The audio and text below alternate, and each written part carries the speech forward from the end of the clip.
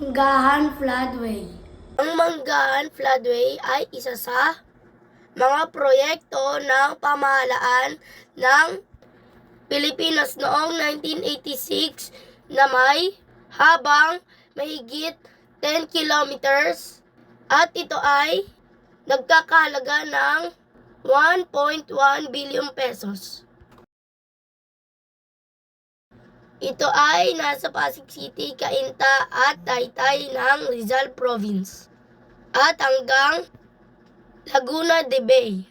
Halos lahat ng lokasyon nito ay nasa Pasig City. Daluyan ng tubig mula sa Marikina River patungo sa Laguna de Bay. Karoon ng sistema na makontrol ang daloy ng tubig sa pamamagitan ng flood control system. Mabawasan ng pagbaha sa Metro Manila sa pamamagitan ng paglihis ng tubig ng Marikina River patungong Laguna de Bay.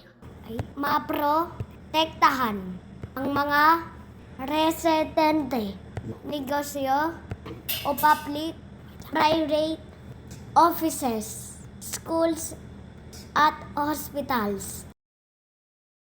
Dagdag kaalaman po.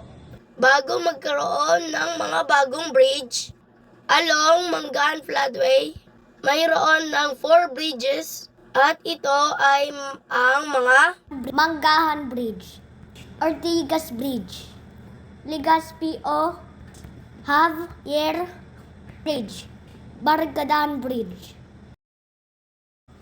Ito ay may parehong roads. Ang East Bank Road at West Bank Road.